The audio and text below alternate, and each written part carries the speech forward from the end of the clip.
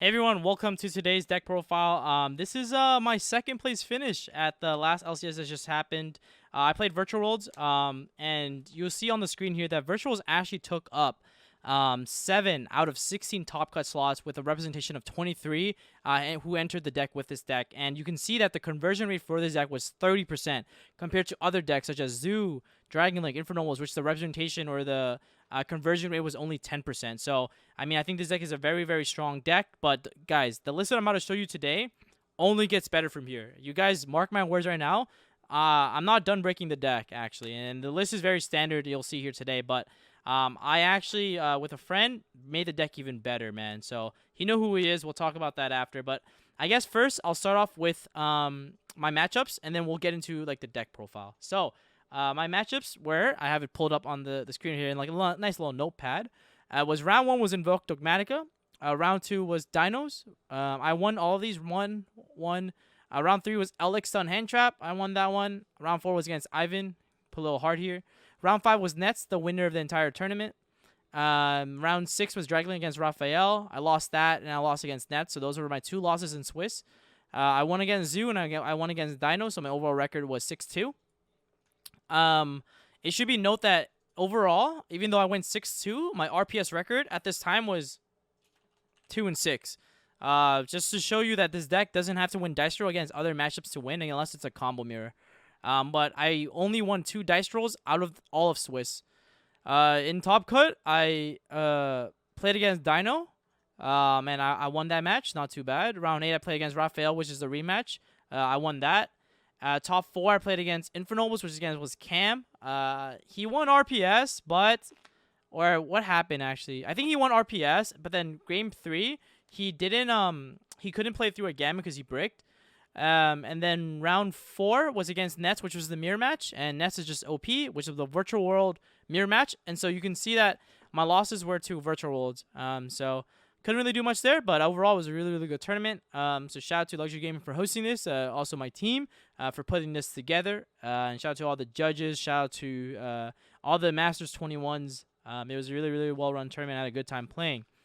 So I'm going to talk about, before I get into the deck profile, I'm also going to talk about how did I end up deciding to play this deck. Well, honestly, what happened was the Friday before the tournament, I asked my Twitch chat what deck should I play. I gave them the option of Infernoble, Shadal Invoke Dogmatica, as well as Infernobles and Virtual Worlds, of course. So I was like, what deck should I play? And a lot of them wanted me to play Virtual Worlds, so shout out to them for telling me to play the deck.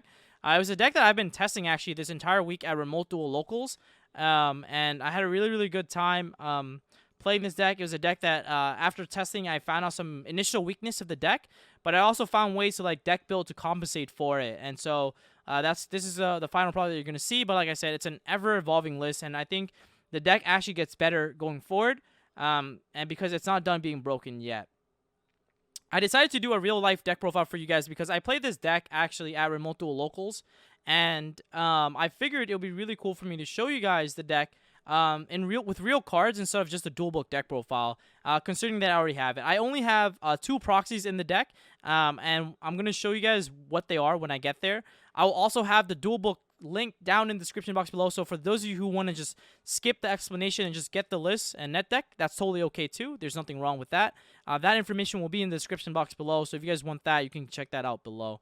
But yeah, now that I talked about my matchups, about why I decided to play this deck, I guess we'll jump into the profile. It's also important to know that the reason why I decided to also play this deck on top of my Twitch chat and everything else was because this was a deck that I figured that people wouldn't really know. It was a matchups or a deck that people would be kind of confused by or didn't know what the cards did.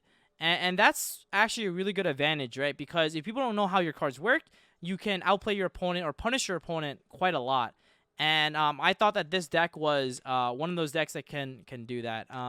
Also, I guess I'll do another shout out to Jesse Cotton. He was a person who got me the French Virtual War Core. I love French in the language, the country itself. I actually was there. I went there before. I don't have a house in France, but yeah. I figured shout out to Jesse for getting me these cards. But without further ado, we're gonna jump right into it. So we play 3 Lulu. Lulu is really good. So what she does is she basically says that She can dump any card that's opposite of what you targeted and add a card. So she's like engaged for the deck. Like she just goes +2, and it's just so broken. You play triple Ning Ning. I see a lot of people only play 2 of her. The reason why I play 3 is because it's a card that you can normal summon, and then make your hands playable. I play 3 Kirin, aka Lily. I play 3 of this just for consistency. You need to max out on all of them. He's a double Foolish Burial, and then I play Lao Lao, which is the monster born and helps you make double VFD. And I play 3 Gigi, which is like the best way to recur back your resources. And good use of this card lets you continuously loop your resources. So that's pretty much it for the main monster count. I guess for the engine. 3 Capital. This card is broken. This card is like literally the best card for the deck. It helps you. It gets all your plays started, and it's just so good. Qinglong is really insane because against Trident, you can like banish. You can like activate the trap. Activate this. To activate Qinglong from your deck, then activate Qinglong to banish the Quan Loon to negate Trident, and if they pop this, you can banish it to search. So it's like really problematic. It also like this card also helps you like negate UCT and like Doka and like all like annoying stuff. It also helps you negate like Winda, so you don't lose to Shaddoll Invoked. It's just a really strong card, and like they can never really pop this card because then you go plus when it's in the grave. Triple Desires for consistency. The cards you banish never matter, so Desires is really strong. You play 2 Foolish Bearer, good for consistency. I played 2 because you have a low chance to draw multiple because there's a hard ones per turn. And this card is not like, it's a fake Rhoda because it doesn't actually get you to your engine. It gets you to your engine, but it makes you play very weird.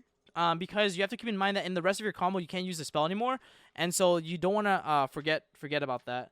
I played 1 Call by the Grave, aka Appelle par la tombe.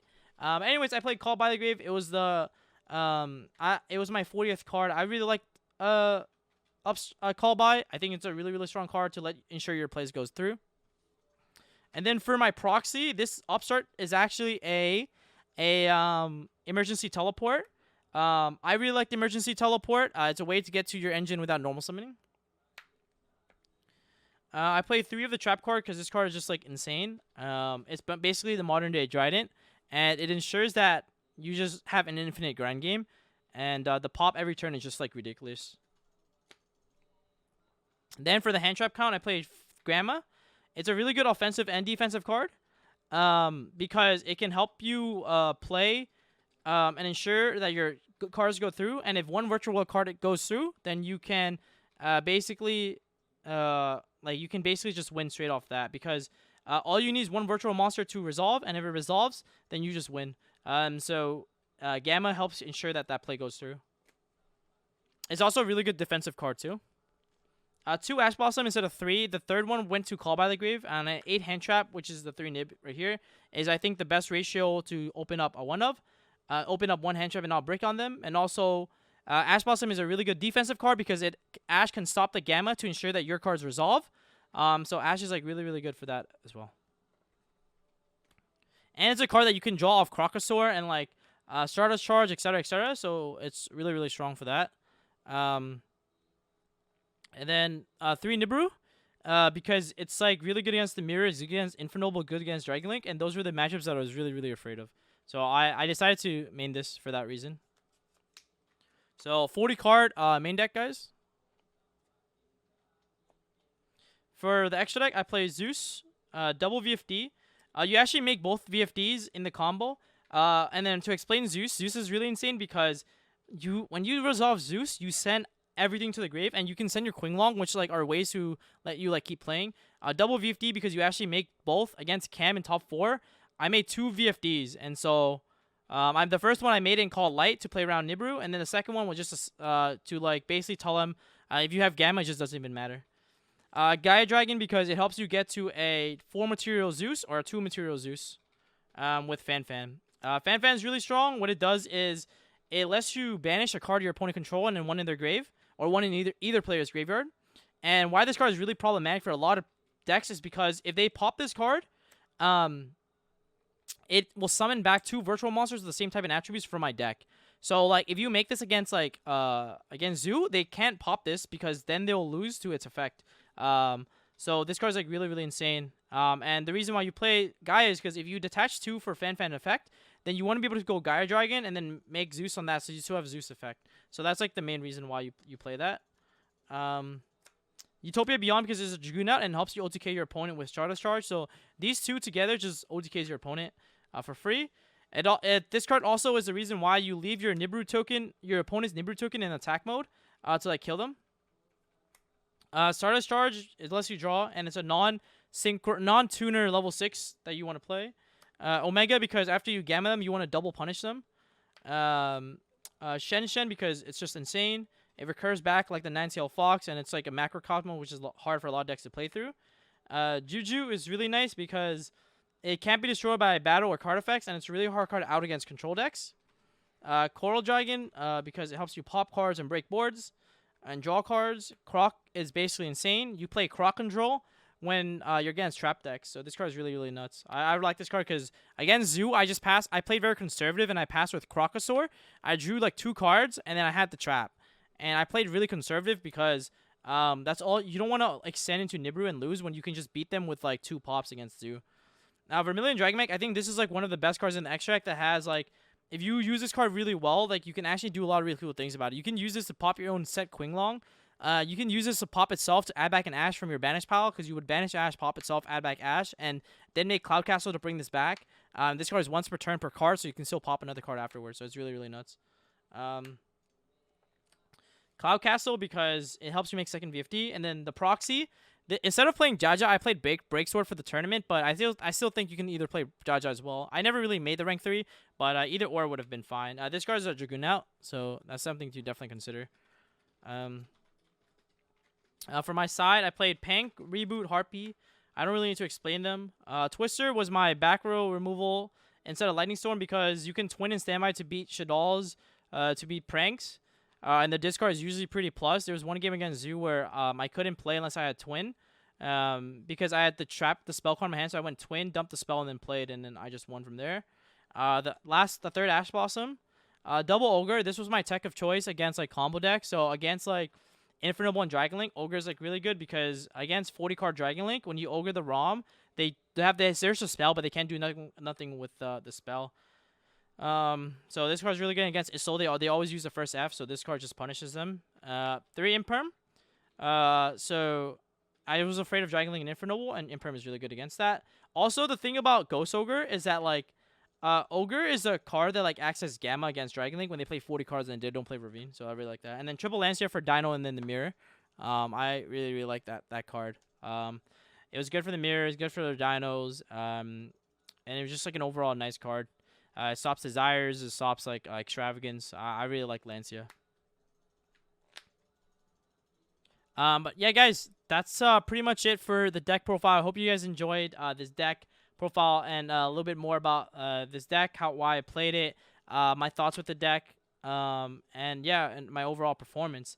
If you guys want to see some replays from this past weekend, I can commentate them and have them up for you guys. Also, tomorrow, the day after, I'm going to be putting out my Zoo profile.